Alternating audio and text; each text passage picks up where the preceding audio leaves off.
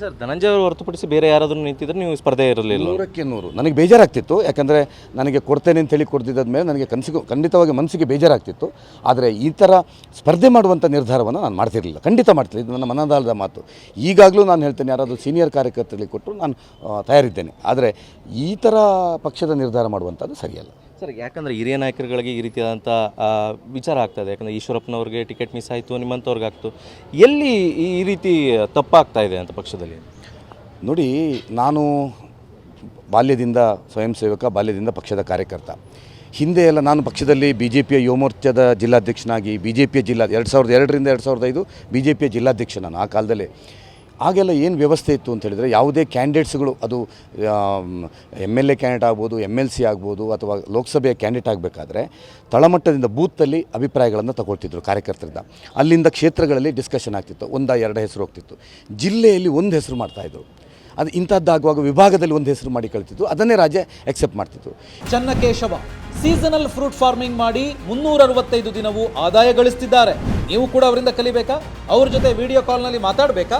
ಈಗಲೇ freedom app download ಮಾಡಿ.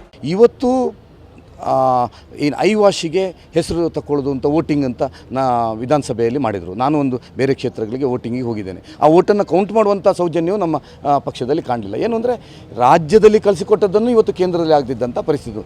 ರಾಜ್ಯದಲ್ಲಿ ಯಾರೋ ಒಬ್ಬರಿಬ್ಬರು ನಾಯಕರು ಅಲ್ಲಿ ಕೇಂದ್ರದಲ್ಲಿ ಪ್ರಭಾವ ಇರೋರು ಯಾರಿಗೆ ಮಾಡಿಸ್ಬೇಕು ಅಂತ ಹೇಳ್ತಾರೆ, ಅಂಥವ್ರಿಗೆ ಮಾಡ್ತಾಯಿದ್ದಾರೆ. ಸೊ ಹಾಗಾಗಿ ಈ ವ್ಯವಸ್ಥೆ ಇವತ್ತು ನನ್ನದು ಇವತ್ತು ಏನು ಅಂತ ಹೇಳಿದ್ರೆ, ನಾವೆಲ್ಲ ಪಕ್ಷವೇ, ಮುಂದೆಯೂ ಪಕ್ಷ, ಹಿಂದೆಯೂ ಪಕ್ಷ. ಇವತ್ತು ಪಕ್ಷದ ವ್ಯವಸ್ಥೆಗಳು, ಅಭ್ಯರ್ಥಿ ಆಯ್ಕೆ, ಧನಂಜಯ ಅವ್ರಿಗೆ ಯಾರು ಟಿಕೆಟ್ ಕೊಡಿಸುವಲ್ಲಿ ಸಕ್ಸಸ್ ಆಗಿರೋವಂಥದ್ದು ನಿಮಗೆ ಅನಿಸುವ ಪ್ರಕಾರ? ಸರ್, ಅದನ್ನು ನಾನು ಇನ್ನೂ ವಿಶ್ಲೇಷಣೆ ಮಾಡಲ್ಲ ಈಗ. ಯಾಕಂದರೆ ಯಾರು ಪ್ರಯತ್ನ ಪಟ್ಟಿದ್ದಾರೆ, ಯಾಕೋಸ್ಕರ ಆಯಿತು ಅಂತ ಹೇಳುವಂಥದ್ದು ಸಾಮಾನ್ಯ ಒಬ್ಬ ಕಾರ್ಯಕರ್ತನಿಗೂ ಗೊತ್ತಿದೆ. ನಾನೀಗ ಯಾರ ವ್ಯಕ್ತಿಯ ವಿರುದ್ಧವೂ, ಯಾವುದೇ ಪಕ್ಷದ ವಿರುದ್ಧವೂ, ಪಕ್ಷದ ಯಾವುದೇ ನಾಯಕರ ವಿರುದ್ಧ ನಾನು ಮಾತಾಡುವಂಥ ಪರಿಸ್ಥಿತಿಯಲ್ಲಿ, ಯಾಕಂದರೆ ನಾನೊಬ್ಬ BJPಯ ಶಿಸ್ತಿನ ಕಾರ್ಯಕರ್ತ. ನಾನೀಗ ನಿಲ್ತಾ ಇರುವಂಥದ್ದು ನಮಗೆ ಭೌಗೋಳಿಕ ಅನ್ಯಾಯ ಆಗಿದೆ ಮತ್ತು ಕಾರ್ಯಕರ್ತರಿಗೆ ಅನ್ಯಾಯ ಆಗಿದೆ ಅಂತ ಹೇಳುವಂಥದ್ದು. ಎರಡನೇದು, ನಾನು ಪ್ರಮುಖವಾಗಿ ನಿಲ್ತಾ ಇರುವಂಥದ್ದು, ನಾನೊಬ್ಬ ಸಕ್ರಿಯ ರಾಜಕಾರಣಿ. 3 ಬಾರಿ ಶಾಸಕನಾಗಿದ್ದಾಗಲೂ ಒಂದು ದಿವಸವೂ ಪರ್ಸನಲ್ ನೋಡದೆ, ಫ್ಯಾಮಿಲಿ ನೋಡದೆ, ಇಡೀ ದಿವಸ ಬೆಳಿಗ್ಗೆ 6 ಗಂಟೆಯಿಂದ ರಾತ್ರಿ 11 ಗಂಟೆವರೆಗೆ ಜನರ ಕೆಲಸ ಮಾಡ್ತಾ ಇರುವಂಥವನು. ಈಗ ಚುನಾವಣೆಯಲ್ಲಿ ನಾನು MLA ಆಗದಿದ್ದ ಮೇಲೂ ಪಕ್ಷದ ಪರವಾಗಿ ಎಲ್ಲ ಚುನಾವಣೆಗಳಲ್ಲೂ ಎಲ್ಲ ಕೆಲಸಗಳಲ್ಲೂ ನಾನು ಮಾಡಿದ್ದೇನೆ. ನನಗೀಗ ವಿಧಾನ ಪರಿಷತ್ ಸದಸ್ಯನಾಗಿ ಪದವೀಧರರ ಕೆಲಸವನ್ನು, ಕಾರ್ಯಕರ್ತರ ಪರವಾಗಿ ಕೆಲಸ ಮಾಡಬೇಕಂತ ಉಮೇದಿದೆ. ಹಾಗಾಗಿ ನಾನು ಯಾರನ್ನು ಸೋಲಿಸ್ಲಿಕ್ಕೆ ನಿಲ್ತಾ ಇರೋದಲ್ಲ, ನಾನೇ ವಿಧಾನ ಪರಿಷತ್ ಸದಸ್ಯರಾಗಿ ಈ ಕ್ಷೇತ್ರಕ್ಕೆ ನ್ಯಾಯ ಕೊಡಬೇಕು ಅಂತ ಹೇಳುವ ಕಾರಣಕ್ಕೋಸ್ಕರ ನಿಲ್ತಾ ಇರುವಂಥದ್ದು. ಸರ್, ಈಶ್ವರಪ್ಪನವರು ಇದೇ ರೀತಿಯಾದಂಥ ನಿಲುವು ತೆಗೆದುಕೊಂಡ್ರು, ಆ ಪಕ್ಷದಿಂದ ಉಚ್ಚಾಟನೆ ಮಾಡುವಂಥ ಕೆಲಸ ಆಯಿತು ಸರ್ ಅವ್ರಿಗೆ. ಸರ್, ಈಗ ಉಚ್ಚಾಟನೆ ಆಗ್ತದೆ ಅಂತ ಹೇಳುವಂಥದ್ದು ಈಶ್ವರಪ್ಪನವರಿಗೂ ಗೊತ್ತಿತ್ತು, ನನಗೂ ಗೊತ್ತಿದೆ. ಈಗ ನಮ್ಮದು ನಾಮಿನೇಷನ್ ವಿಡ್ರಾ ಆಗಲಿಲ್ಲ ಅಂತ ಆದ ಕೂಡಲೇ ಪಕ್ಷ ಉಚ್ಚಾಟನೆ ಮಾಡಿಯೇ ಮಾಡ್ತದೆ.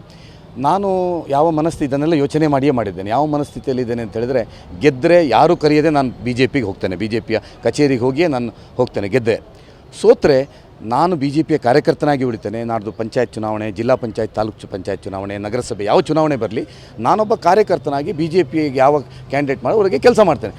ಉಚ್ಚಾಟನೆ ಮಾಡಿದ್ರು BJPಯಲ್ಲಿ ಫೀಲ್ಡ್ ಮಾಡಿ ಕೆಲಸ ಮಾಡಲಿಕ್ಕೆ ಯಾರೂ ತಡೀಲಿಕ್ಕೆ ಆಗೋದಿಲ್ಲ. ಆ ಸಮಾಧಾನ ನಾನು ಪಡ್ಕೊಳ್ತೇನೆ. ಆ ನಿರ್ಧಾರವನ್ನು ಮಾಡಿಕೊಂಡೆ ಇವತ್ತು ಬಂದದ್ದು. ಯಾವ ನಾಯಕರುಗಳು ನಿಮ್ಮನ್ನು ಸಂಪರ್ಕ ಮಾಡುವಂಥ ಕೆಲಸ ಮಾಡಿಲ್ಲ ಸರ್ ಈವರೆಗೂ? ಸರ್, ನಾನು ನಿಲ್ಲುವ ಪ್ರಕಟಣೆ ಮಾಡುವವರೆಗೆ ಯಾರೂ ಮಾಡಲಿಲ್ಲ.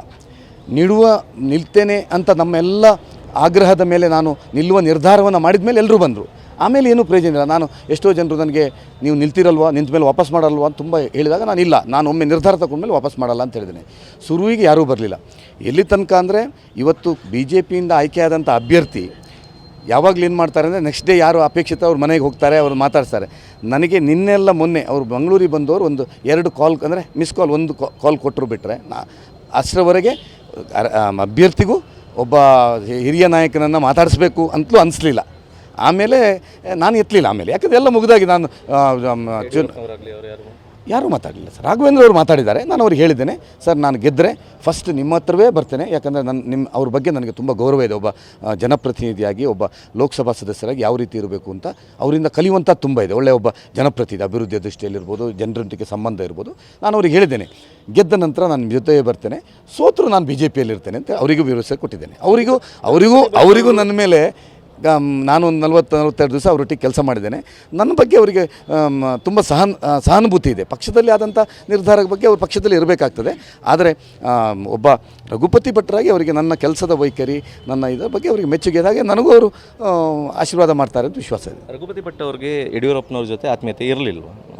ಸರ್, ನಾನು ಭಾಳ ಯಡಿಯೂರಪ್ಪನವರಿಗೆ ಒಟ್ಟಿಗೆ ಭಾಳ ವರ್ಷದಿಂದ ಕೆಲಸ ಮಾಡಿದಂಥವನು. ಯಡಿಯೂರಪ್ಪನವರಿಗೆ ಅತ್ಯಂತ ಆತ್ಮೀಯತೆ ಇದೆ. ಮೊನ್ನೆ ಚುನಾವಣೆ ಸಂದರ್ಭದಲ್ಲಿ ಕೆಲಸ ಮಾಡುವಾಗಲೂ ಜೊತೆಯಾಗಿ ಮಾಡಿದ್ದೇವೆ. ಇದರಲ್ಲಿ ಆತ್ಮೀಯತೆಯ ಪ್ರಶ್ನೆ ಏನು ಬರಲ್ಲ ಸರ್. ನನಗೆ ಈಗಲೂ ಯಡಿಯೂರಪ್ಪನವ್ರ ಹತ್ರ ಆತ್ಮೀಯತೆ ಇದೆ. ನನಗೇನು ಯಡಿಯೂರಪ್ಪನವ್ರ ಹತ್ರ ವಿರೋಧ ಇಲ್ಲ, ಅಥವಾ ಯಡಿಯೂರಪ್ಪನವ್ರು ತಪ್ಪಿಸಿದ್ದಾರೆ ಅಂತಲೂ ನಾನು ಎಲ್ಲಿಯೂ ಹೇಳ್ತಾ ಇಲ್ಲ.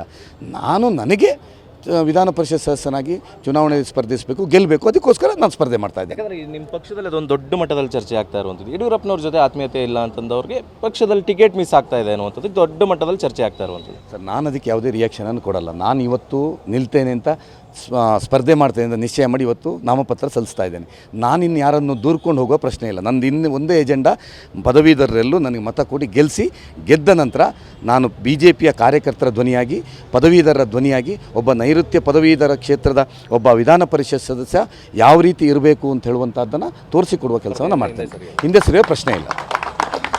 ಇವಿಷ್ಟು ರಘುಪತಿ ಭಟ್ ಅವರ ಮಾತುಗಳಾಗಿರುವಂಥದ್ದನ್ನ ಯಾವುದೇ ಕಾರಣಕ್ಕೂ ಸ್ಪರ್ಧೆಯಿಂದ ಹಿಂದೆ ಸರಿಯಲ್ಲ ಅನ್ನುವಂಥ ಮಾತುಗಳನ್ನ ಹೇಳ್ತಾ ಇರುವಂಥದ್ದು. ಕ್ಯಾಮರಾ ಪರ್ಸನ್ ರಘು ಜೊತೆ ದಿಲೀಪ್ ಚೋಡೋಲಿ, TV9 ಮೈಸೂರು.